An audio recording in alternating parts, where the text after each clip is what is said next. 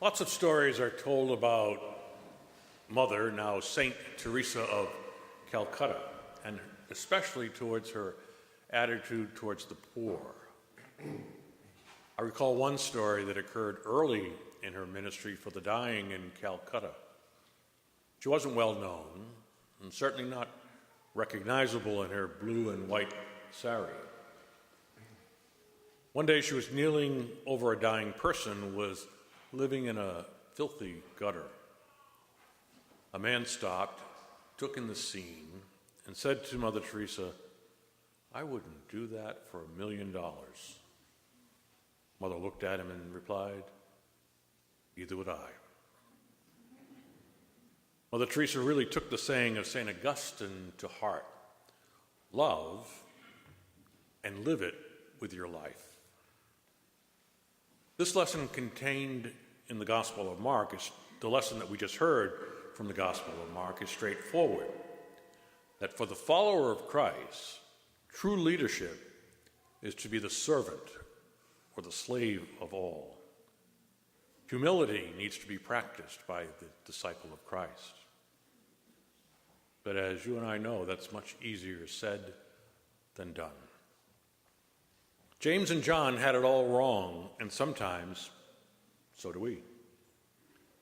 In the gospel, Jesus is trying to get the disciples to understand who he is and what it means to be his disciple. After yet another prediction of his upcoming passion and death, James and John asked to be given a place of honor in what they thought was to be the restored Israel. Jesus tells them once more that to be his disciples, one must imitate his own selflessness and care for the other. As Christ gave of himself, so must we.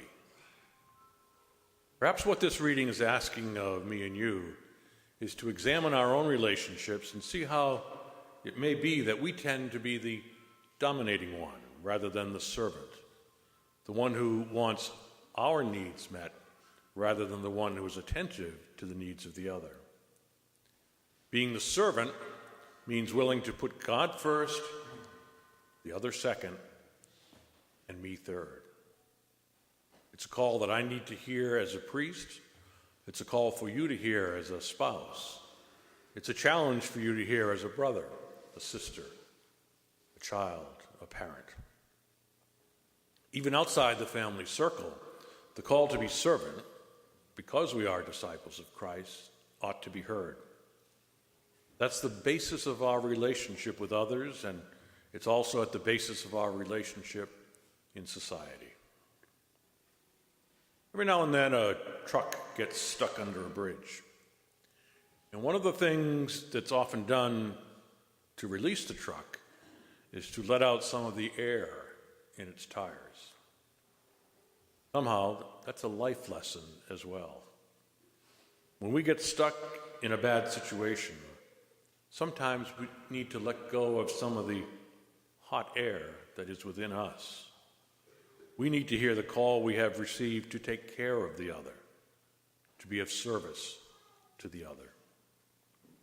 As we celebrate Eucharist today, let us ask the Lord to give us the grace and the strength to love and to live it in our lives.